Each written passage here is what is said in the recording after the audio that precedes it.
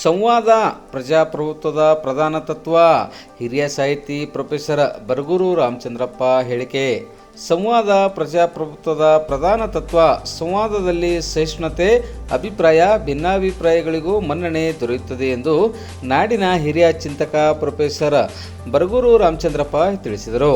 ಬಸವಕಲ್ಯಾಣ ತಾಲೂಕಿನ ಕೌಡ್ಯಾಳ ಗ್ರಾಮದ ಸಮೀಪದ ಬಸವಕಲ್ಯಾಣ ಇಂಜಿನಿಯರಿಂಗ್ ಕಾಲೇಜಿನಲ್ಲಿ ಡಾಕ್ಟರ್ ಜಯದೇವಿ ತಾಯಿ ಲಿಗಡೆ ಪ್ರತಿಷ್ಠಾನದಿಂದ ಇಂದು ಭಾನುವಾರ ಮಧ್ಯಾಹ್ನ 1 ಗಂಟೆಯವರೆಗೆ ಜರುಗಿದ 96ನೇ ಉಪನ್ಯಾಸ ಕಾರ್ಯಕ್ರಮದಲ್ಲಿ ಕನ್ನಡ ಸಾಹಿತ್ಯ, ಸಮಾನತೆ ಮತ್ತು ಸೌಹಾರ್ದತೆ ಕುರಿತು ಮಾತನಾಡಿದ ಅವರು, ಬಹುತ್ವ ಹಾಗೂ ಏಕತ್ವಗಳ ಒಂದತ್ವಗಳೇ ಸೌಹಾರ್ದತೆಯಾಗಿದೆ ಎಂದು ತಿಳಿಸಿದರು. ವಿವೇಕ ಜಾಗದಲ್ಲಿ ಉದ್ರೇಕ, ಸತ್ಯದ ಜಾಗದಲ್ಲಿ ಅಸತ್ಯ ಬಂದು ನೆಲೆಸಿವೆ. ವಿಚಾರ ಮತ್ತು ವಿಕಾರಗಳ ನಡುವಿನ ಅಂತರ ಕಡಿಮೆಯಾಗಿದೆ ಎಂದು ತಿಳಿಸಿದರು. ಕನ್ನಡ ಸಾಹಿತ್ಯ ಜಾತಿ ಕುಲ ವ್ಯವಸ್ಥೆಯನ್ನು, ಲಿಂಗ ತಾರತಮ್ಯವನ್ನು ವಿರೋಧಿಸಿದೆ. ಪರಂಪರೆಗೆ ಚಲನಶೀಲತೆ ಇರುತ್ತದೆ, ಸಂಪ್ರದಾಯಕ್ಕೆ ಜಡತೆ ಇರುತ್ತದೆ. ಸಂಸ್ಕೃತಿಯು ಏಕಕಾಲದಲ್ಲಿ ಚಲನಶೀಲತೆ ಮತ್ತು ಜಡವೂ ಆಗಿರುತ್ತದೆ ಎಂದು ತಿಳಿಸಿದರು. ತನ್ನ ಸಮಾಜದ, ದೇಶದ ಸೌಹಾರ್ದತೆಗೆ, ಸಮಾನತೆಗೆ ಧಕ್ಕೆ ಬಂದಾಗ ಕಾಲದ ದನಿಯಾಗಿದ್ದು ಸಾಹಿತ್ಯ. ಎಲ್ಲರೂ ಕಾಲದ ದನಿಯಾಗುವ ನಿಟ್ಟಿನಲ್ಲಿ ಪ್ರಯತ್ನಿಸಬೇಕು ಎಂದು ಸಲಹೆ ನೀಡಿದರು. ಕನ್ನಡವನ್ನು ಧರ್ಮ ತಾರತಮ್ಯವಿಲ್ಲದೆ, ಲಿಂಗ ತಾರತಮ್ಯವಿಲ್ಲದೆ, ಜಾತಿ ತಾರತಮ್ಯವಿಲ್ಲದೆ ಕಟ್ಟಲಾಗಿದೆ. ಜೈನರು, ಲಿಂಗಾಯತರು, ಬ್ರಾಹ್ಮಣರು, ಕ್ರೈಸ್ತರು ಎಲ್ಲರೂ ಕನ್ನಡ ಜಗತ್ತನ್ನು ಕಟ್ಟಿದ್ದಾರೆ. ಹಾಗಾಗಿ ಕನ್ನಡ ಸಾಹಿತ್ಯ ಎಂದಿಗೂ ಸಮಾನತೆ ಮತ್ತು ಸೌಹಾರ್ದತೆ ಪ್ರತಿಪಾದಿಸುತ್ತದೆ ಎಂದು ತಿಳಿಸಿದರು. ವಚನ ಸಾಹಿತ್ಯಕ್ಕೆ ಸಾಹಿತ್ಯದ ಮನ್ನಣೆ ದೊರೆತಿದ್ದು 70-80ರ ದಶಕದ ನಂತರ. ಅನಂತರ ವಚನಗಳ ಕುರಿತು ಭಿನ್ನ ಆಯಾಮಗಳಲ್ಲಿ ಅಧ್ಯಯನ ಆರಂಭವಾದವು. ಕನ್ನಡ ಜಗತ್ತನ್ನು ವೈಚಾರಿಕವಾಗಿ ರೂಪಿಸಿದ್ದು ವಚನಕಾರರು ಎಂದು ಹೇಳಿದರು. ದೇಹವೇ ದೇಗುಲ, ಶರಣಸತಿ ಲಿಂಗಪತಿ, ಕಾಯಕವೇ ಕೈಲಾಸ ಇಂಥ ಪರಿಕಲ್ಪನೆ ನೀಡಿದ ವಚನ ಚಳವಳಿ ಭಕ್ತಿಯ ಖಾಸಗೀಕರಣಕ್ಕೆ ಮಹತ್ವ ನೀಡಿದೆ. ಬಸವಣ್ಣನವರು ರಾಜಾಶ್ರಯದಲ್ಲಿ ಇದ್ದು ಚಳವಳಿ ರೂಪಿಸಿದ್ದರು. ಪಂಪ ರಾಜಾಶ್ರಯದಲ್ಲಿ ವ್ಯವಸ್ಥೆಯನ್ನು ವಿರೋಧಿಸಿದ್ದನು ಎಂದು ತಿಳಿಸಿದರು.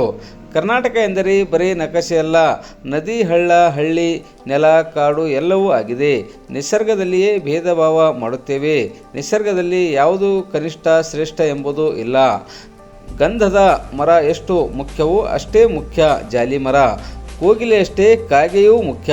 ನೀರಾವರಿ ಎಂದರೆ ನೀರು ಇರದ ಕಡೆಗೆ ನೀರು ಹರಿಸುವುದು. ಭಾವನಾತ್ಮಕವಾಗಿ ಏಕತ್ವದ ಪ್ರತಿಪಾದನೆ ಮತ್ತು ಸಾಂಸ್ಕೃತಿಕವಾಗಿ ಬಹುತ್ವದ ಪ್ರತಿಪಾದನೆ ಇವೆರಡರ ಸೇರುವಿಕೆಯೇ ಸೌಹಾರ್ದತೆಯಾಗಿದೆ ಎಂದು ತಿಳಿಸಿದರು. ಮುಖ್ಯ ಅತಿಥಿಗಳಾಗಿ ಭಾಗವಹಿಸಿದ ಬೀದರ್ ವಿಶ್ವವಿದ್ಯಾಲಯದ ಕುಲಪತಿ ಪ್ರೊಫೆಸರ್ BS ಬಿರಾದಾರ್ ಮಾತನಾಡಿ, ಕನ್ನಡ ಸಾಹಿತ್ಯ ಆರಂಭದಿಂದಲೂ ಸಮಾನತೆ ಮತ್ತು ಸೌಹಾರ್ದತೆಯ ಪಾಠ ಮಾಡುತ್ತಾ ಬಂದಿದೆ. ಅದನ್ನು ಗ್ರಹಿಸುವ, ಅರ್ಥೈಸುವ ಪ್ರಯತ್ನ ಮತ್ತೆ ಮತ್ತೆ ಮಾಡಬೇಕಿದೆ ಎಂದು ತಿಳಿಸಿದರು. ಹಿರಿಯ ಸಾಹಿತಿ ಡಾಕ್ಟರ್ ಜಗನ್ನಾಥ್ ಹೆಬ್ಬಾಳೆ ಮಾತನಾಡಿದರು. ಪ್ರತಿಷ್ಠಾನದ ನಿರ್ದೇಶಕ ಭೀಮಾಶಂಕರ್ ಬಿರಾದಾರ, ಕಾಲೇಜಿನ ಪ್ರಾಚಾರ್ಯ ಡಾಕ್ಟರ್ ಅಶೋಕ್ ಕುಮಾರ್ ಒಣಗೆರೆ ಅಧ್ಯಕ್ಷತೆ ವಹಿಸಿ ಮಾತನಾಡಿದರು. ಬರಗೂರು ರಾಮಚಂದ್ರಪ್ಪ ಅವರು ಬರೆದ ಸೌಹಾರ್ದ ಭಾರತ ಪುಸ್ತಕ ಓದುಗರಿಗೆ ನೀಡುವ ಮೂಲಕ ಸಮಾರಂಭ ಉದ್ಘಾಟಿಸಲಾಯಿತು.